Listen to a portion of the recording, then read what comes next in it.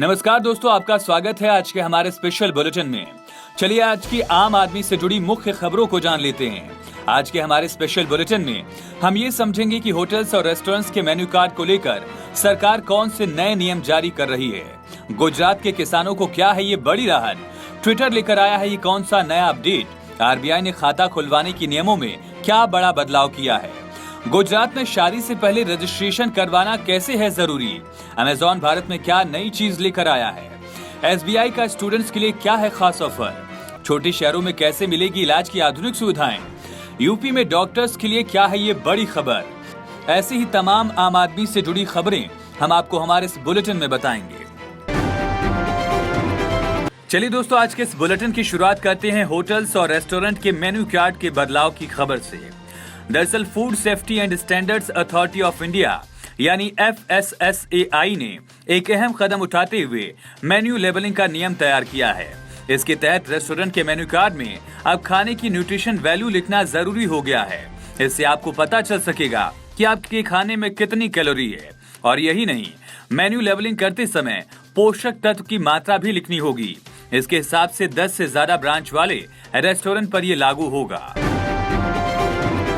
दोस्तों, गुजरात के किसानों के लिए बड़ी राहत की खबर है। मुख्यमंत्री विजय रूपाणी ने कहा कि सरकार पिछले कुछ दिनों में हुई बेमौसम बारिश के कारण राज्य में फसलों को हुए नुकसान के बारे में जल्द ही एक सर्वे कराएगी।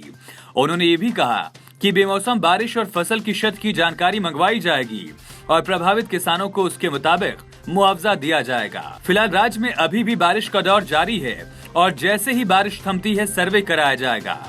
बता दें कि गुजरात के विभिन्न हिस्सों में बेमौसम बारिश के कारण खड़ी फसलें जैसे मूंगफली, जीरा, कपास की फसलें काफी प्रभावित हुई हैं।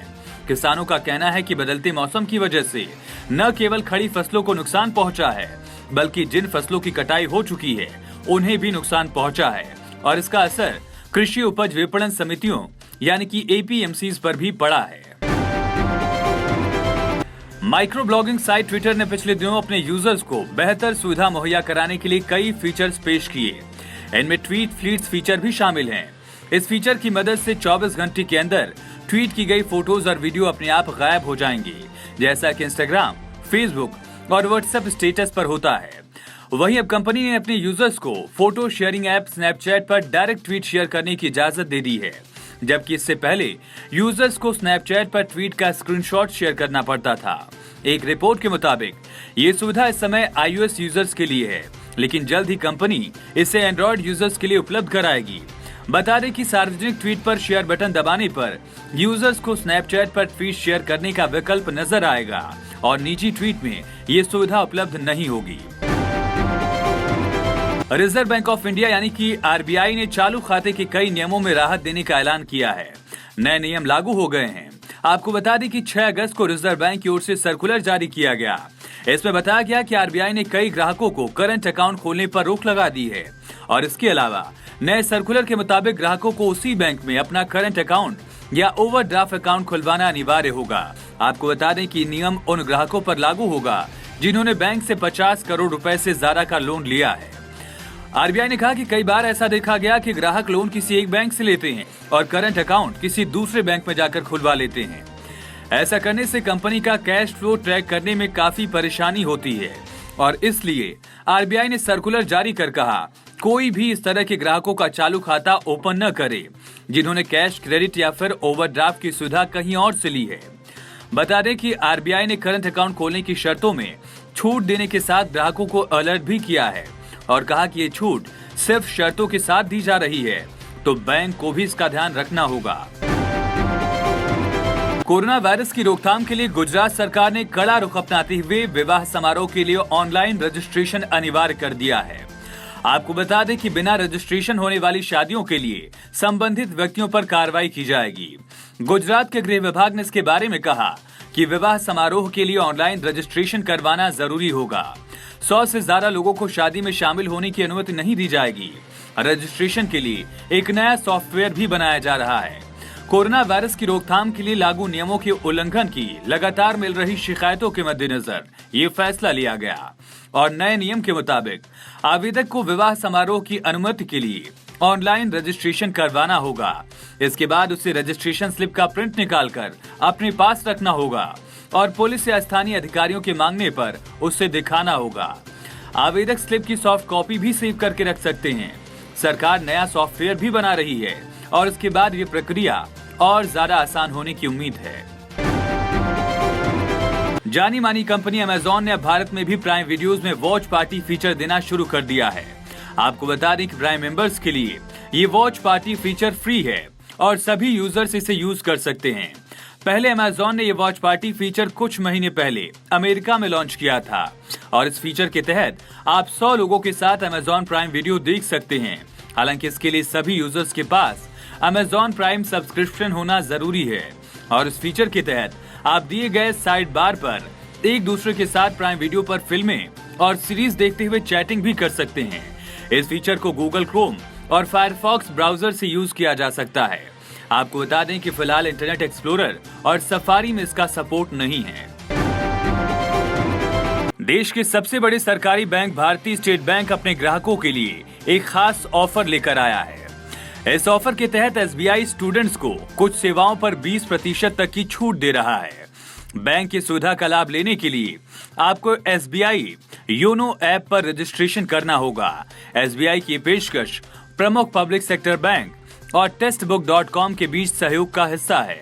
आपको बता दें कि टेस्टबुक.com पर सभी प्रकार के online study material, test series और अन्य सभी प्रकार के नोट्स जो परीक्षा के लिए जरूरी हैं, वो उपलब्ध हैं।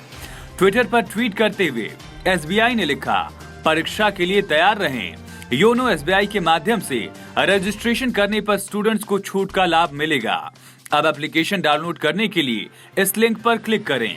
SBI टेक्स्टबुक पास पर 20% डिस्काउंट और टेक्स्टबुक सेलेक्ट पर 10% का डिस्काउंट ऑफर कर रहा है। इस ऑफर का लाभ उठाने के लिए आपको योनो ऐप पर रजिस्ट्रेशन करना होगा और योनो 20 कोड डालना होगा। इस तरह बैंक टेक्स्टबुक सेलेक्ट करने पर 10% का डिस्काउंट ऑफर कर रहा है। टेक्स्टबुक सिलेक्शन में स्टूडेंट्स के लिए staff selection commission, railway, banking, airforce, teaching, civil services और अन्य सभी सरकारी संस्थानों के लिए एक ऑनलाइन लाइव कोचिंग है और इससे जुड़ी बाकी जानकारी आप SBI की वेबसाइट पर जाकर ले सकते हैं। अब छोटे शहरों में भी छोटे शहरों के बजट पर ही बड़े शहरों जैसी हेल्थ सेक्टर की तमाम सुविधाएं मिल पाएंगी। आपको बता दें कि हेल्थ सेक्टर के एक नए स्टार्टअप डॉक्टर ऑन कॉल ने महानगरों के साथ छोटे शहर और कस्बों में भी digital first health care delivery company खोलने का फैसला लिया है और इस सर्विस से मरीजों को तमाम तरह की बीमारियों से बचाव की सुविधा मुहैया कराई जा रही है। इस सर्विस से छोटे शहरों में रहने वाले मरीजों की OPD से लेकर अस्पताल में भर्ती कराने तक की तमाम जरूरतें पूरी कराई जा रही हैं। डॉक्टर ऑन कॉल छोटे शहरों में मरीजों को उनके बजट में फिट आने वाली स्वास्थ्य सुविधा मुहैया कराने के लिए डिजिटल कनेक्टिविटी का इस्तेमाल करता है।